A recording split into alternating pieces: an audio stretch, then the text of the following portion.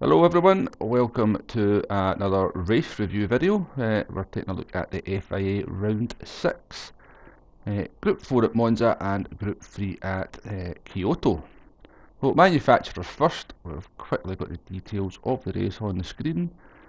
Fuel at times 3, tyre wear at times 11, 15 laps, and the tyre requirement. We must run both compounds that are available. So moving quickly on to qualifying. This happened to be our second attempt at the race. The first attempt did not go brilliantly. We qualified down 14th and then did not take into account the fact we had medium tyres on the front. They were cold and we had a massive slipstream going into Curva Grande and promptly drove off the track. I think we recovered to 15th or something along those lines. So we were just dilly-dallying, burning some fuel at the start of qualifying when I seen this Ferrari ahead of me and decided to see if I could just steal his slipstream and put a banker in. So we started the lap just, I would say, probably pretty much the perfect distance behind him to get a good tow but not get compromised if he made a mistake. As you can see, as we fast forward through the video, that we have caught up to him quite nicely and we get the tow all the way around the lap, and as we cross the line we do a 1:45.4, which is good enough to put us second at the time, and that's actually not a bad lap in this Citreon, to be honest with you. So that was good enough for 7th place. We never actually got another lap in, we just kinda floated about and didn't manage to find the slipstream for the second part of qualifying. However, that first lap, good enough for 7th, and I was quite pleased with that.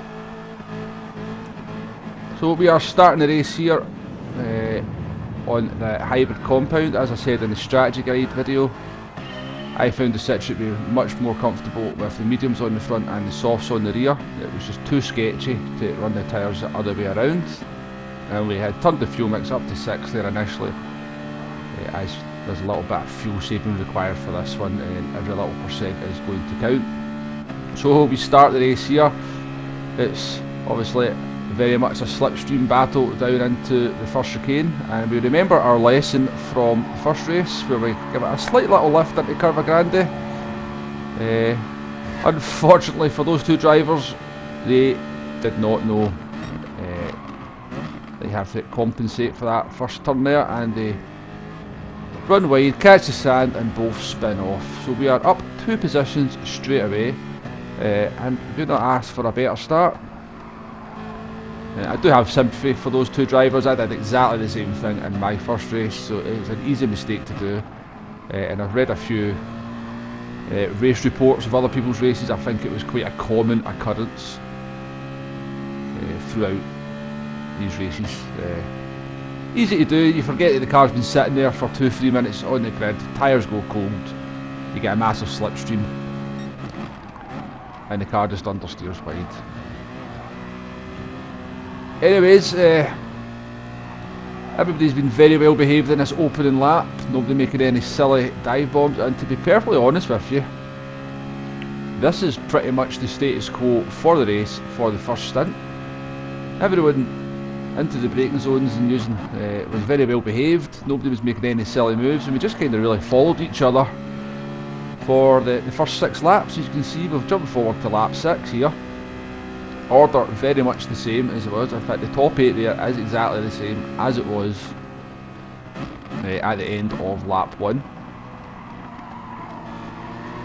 But I can see here, initially I was kind of struggling to hold on to the slipstream with the car in front. As we come towards the end of the stint, we've clearly got better tyres now, and we're able to get come off the corners with a lot more speed than the cars in front of us. And we're not finding it hard to stay with them at all. You can still see the difference in power though down this straight as the Jaguar, even though we were right in the slipstream, tucked right up behind them, and a better exit off the parabolic, it still pulls away from us down the straight. The Citreon, really not a fast car in a straight line, but not bad in the slipstream once you get into 7th gear. So down into the chicane we come, you can see just how slow we're having to go through there, as we come through in single file. But once again, you know, credit to all the drivers that I raced with in this race, everyone was very sensible. No silly dive bombs and everyone, taking into account slipstream, warm tyres, etc. So some great driving all round. But the pace is slowing now. We're into the 47s and we're going slower and slower each lap. So this was the lap we were going to pit on. I suspected it would be the lap that everybody would pit on. We shall find out if that is the case in just a few turns time. So through the Ascari chicane we come, as you can see we get a much better run off that corner than the Jaguar in front. No sense making a move up into parabolic here. We probably could outbrake him. I could tell from the laps beforehand that we've got better tyres and brakes now. Brake nice and early, get it tucked in to the apex of Parabolica, and we shall move to the right hand side and head into the pits. And it looked like a couple of cars were going to do the same, but only one of our little group of 6 at the front there decides to do the same. So it's actually 2 of us out of 6 deciding to pit on lap 7. So as we come out the pits, we take a look behind, we can see we've got clear track behind us. So that was looking good. We're not got anything coming steaming up at a greater speed than us down into Curva Grande. We don't have to worry about anybody behind us into the braking zone. And this Lamborghini in front of us has went from the hybrid split onto another set of soft tyres as well. So I was thinking this is quite promising at the moment. I didn't want to do anything daft into the chicane. I had no intention of overtaking this driver throughout this lap. I just wanted to make the most of my fresh tyres. I know he's on the same set of tyres as me, I know they're the same age, and I know he's reasonably quick because he was running up in 2nd place where he pitted. So this is the lap to make hay. I was pretty sure the rest of the top 6 drivers, the drivers that never pitted, would all be pitting on this lap. I just didn't think the no stop was viable for the vast majority of cars and drivers. And we can see that gap coming down. I think it was at nearly 11 seconds and it's coming down towards 9.5 seconds now. So we had measured a pit stop to last about 9.5 seconds. So I'm thinking we're potentially running 1 and 2 on the road here at the moment, as long as we get a good run out of the Parabolica here. So we're very firmly in the slipstream here of the Lamborghini as we come onto the main straight. Mercifully the cars in front of us, they peel into the pit lane to give us a nice clear track, and we can see the drivers there that were in our group have also all pitted bar VLX Pinkery. And there's the Dodge Viper that was leading the race when we pitted, just coming out the pit lane. I think he's had to take some fuel on, which is why we've now got a nice gap to him and an ever increasing gap to him behind us. So this was looking very, very promising for a podium at this point. We gave the Lamborghini a little bump draft down the straight. Obviously that can incur an SR down for that driver, but you make so many SR ups throughout the course of the race that the occasional little bump draft to a driver in front of you is not going to affect our SR rating at the end of the race. So we're currently running in 3rd place after all the pit stops have been done, bar the driver in 1st place. I suspect he was, or they were, considering doing the no stop, but I think they've made a mistake on that lap because that driver was running right in front of me just before the pit stops, but that gap was down to 4 seconds and we were closing up fast. So we jump forward to lap 11. The VLX driver has pitted, he's given up on the no stop strategy, and myself and the Spaniard and the Lamborghini are now running 1 and 2. So again, I'm just quite happy to take advantage of the grunt of that Lamborghini in front of me for a few laps, give him the occasional bump draft, and just continue to try and make a gap on the cars behind us. We've got about 3.5 seconds there, is that? I can't quite see. But at this point we get a better run off the Parabolica and we move alongside. Now I just thought the Lamborghini would power ahead at this point, but he seems to sort of come off the throttle a little bit and file in behind us, and I suspect that he is struggling for fuel at this point and is wanting to use my slipstream to try and save some fuel. So into the lead we go. I did feel that he was holding us up just a little bit, particularly through this middle sector, but the squeaky bum time as we come into the chicane, I wasn't sure what he was going to do in the braking zone. He had moved out the slipstream to the inside, but I think he was just giving himself some room in case he made a slight mistake. So we lead the race halfway through lap 12 and 3.5 laps to go. So the Lamborghini seemed quite happy to just sit in our slipstream. We jumped forward to lap 14 here. We've nearly opened the gap up to 9 tenths, and I'm thinking just get a good run out this corner here and job done, but we slightly wide, compromise our exit, and that just allows the Lamborghini to close up rapidly down this long straight before the parabolica. I'm thinking, oh, kind of blew this a little bit here.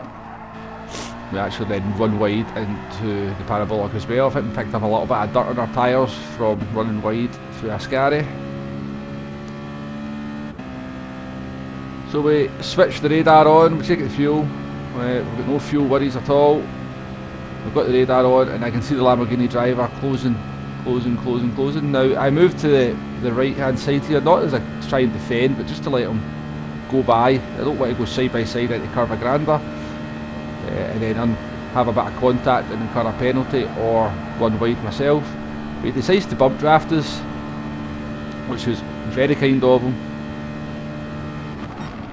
And as we come into the chicane, he doesn't make any attempt to overtake us, and I think that was really his only chance of victory gone there. I think, as we said earlier, I think he was struggling badly for fuel and needed my slipstream to make it to the end. Second place at the end of the day, still a very good result for the Lamborghini. But we are in first place here, we have half a lap to go. We've got a big enough gap to the Lamborghini that I don't think he can slipstream past us, even on these straights. And as long as we just get the Ascari chicane correct, and then parabolica, we are going to pick up our first victory in an FIA race for quite some time, and only my third victory in FIA overall. And it was very much a surprise to win this race in the Citreon. I knew at the end of the stints the Citreon was quite strong compared to some of the more power cars, but its lack of grunt meant that I could follow cars very easily, but getting past them was another thing altogether. But the strategy has worked out beautifully with this one. Running the hybrids initially, pitting on lap 7, and then doing 8 laps in the softs. We've got the undercut on 5 cars, we pass the Lamborghini and we pick up the victory. So I was very pleased with that result.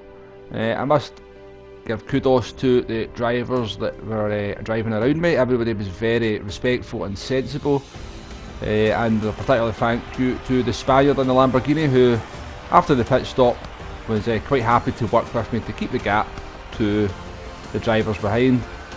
And which ultimately led to this win here. So 277 points for that one. Happy days indeed.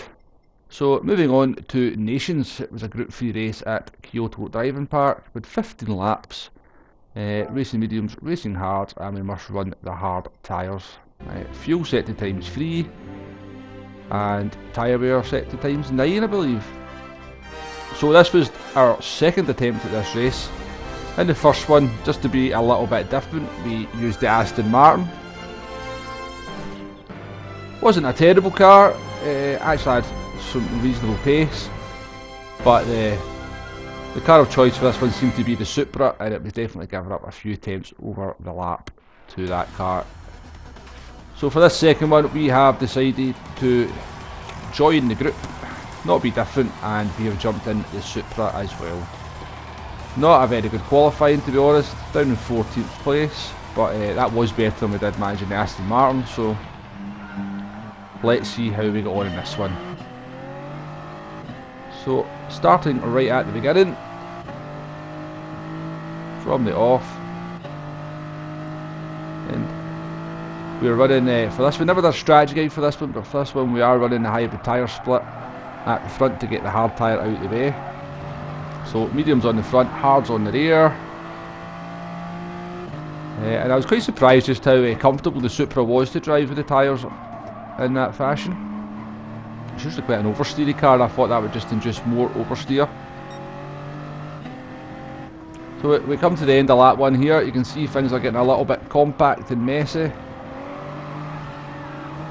We have to come off the throttle just to avoid these two cars.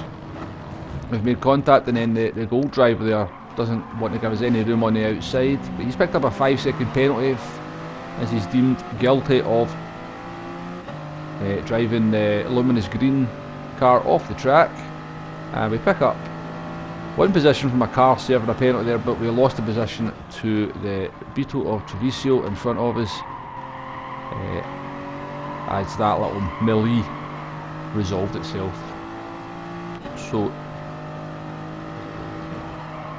13th place it is as we go into lap 2, and it's going through the fast S's there. The driver with the penalty makes a mistake, hits the wall, and we managed to get in front of him before having to serve that penalty, so that was nice.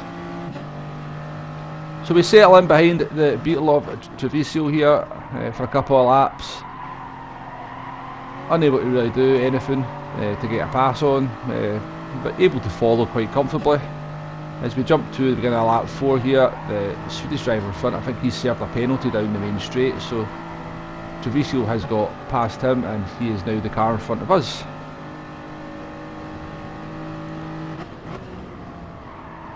A bit of an optimistic move there from the Swede on Treviso. That's going to make them two run side by side out into the tricky left right chicane, then up the hill.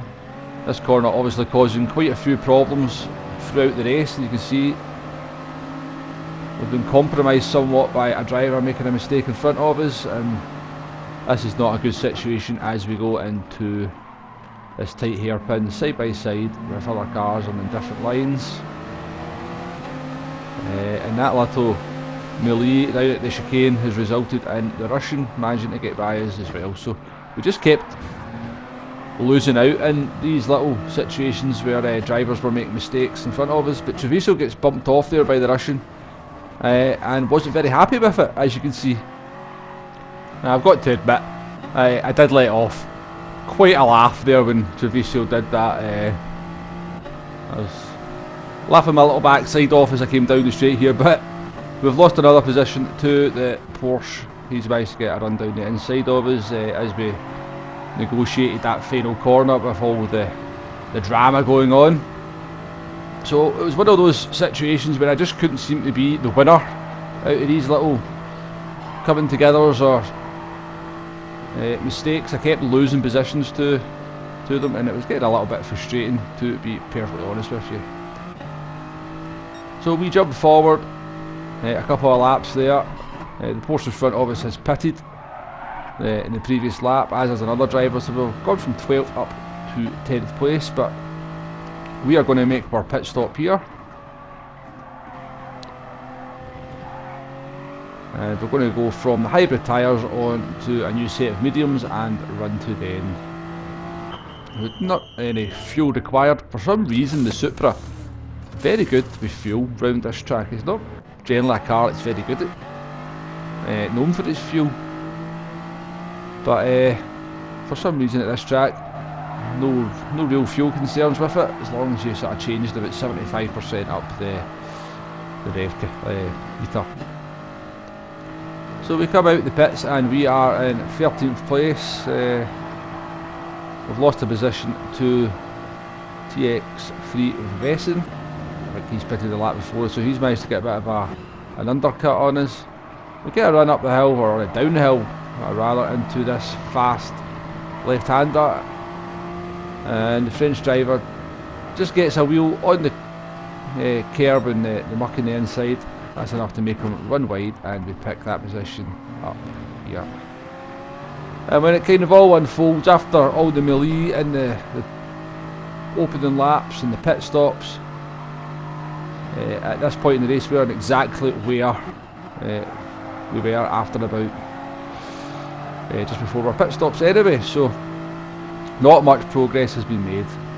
So we jump forward a little bit onto lap 11. We've been stuck behind this Porsche for a few laps.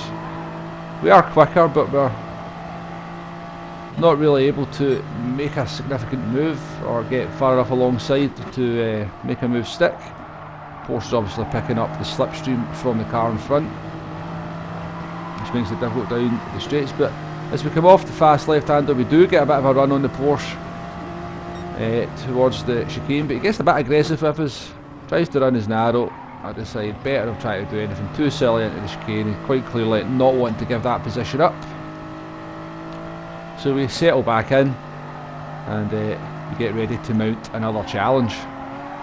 So jumping forward just a little bit to the beginning of lap 12 as we come on to this section here. I was having a bit of trouble getting through this section with any real speed, but this time we get the line just right and we come off the hill with a good bit of overspeed on the Porsche, and there's just enough of a gap there for us to squeeze the car down the inside, keep it tight into this corner here, and that's that move made. And we can set about chasing after the other Austrian who is in a Supra. And we had looked quicker than that driver in the open stages, but had been unable to make a move. So let's see if we can catch him. So jumping forward a little bit here, you can see we have caught the other Austrian in the Supra. We get a run off that corner. We seem to be much better through that corner than a lot of drivers, but not enough to make a move. But we just kind of, I think, just our presence there, I'm showing our nose a little bit is enough for him to make a small mistake going through the chicane. As we come up the hill, round this curve into the tight hairpin, we have a look, and I'm trying to back out of it, but he just sort of tries to squeeze me on the apex, and we make contact and kind of squeeze through. Not a very clean move. Let me know what you think about that one in the comments. But I wasn't willing to give up the position because I'd worked quite hard to get there, and I do think he squeezed me just a little bit too much on the apex. But as ever, sometimes when you get by a car who seems to be holding you up, you can't break away from them, and the Austrian actually gets a run of us on our car out that fast left-hander, and he gets down the inside into this chicane here. So I don't fight it too hard. I wasn't feeling too great about the move that had been made previously, but once again he gets the line wrong through the chicane and makes an even bigger mistake than the previous lap, and this time we are through without any kind of problems. We run it tight into this hairpin here so we can't shove it down the inside, and that should be job done for that one. Come towards the end of the race here, I think we've only got a few corners to go. We have caught up with this group of 3 ahead of us.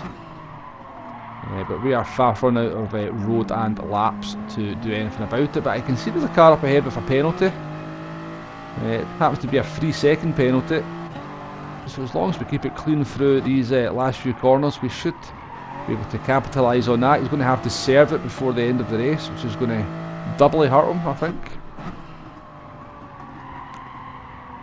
Struggling with tyre wear a little bit now. We've done 8 laps on these medium tyres.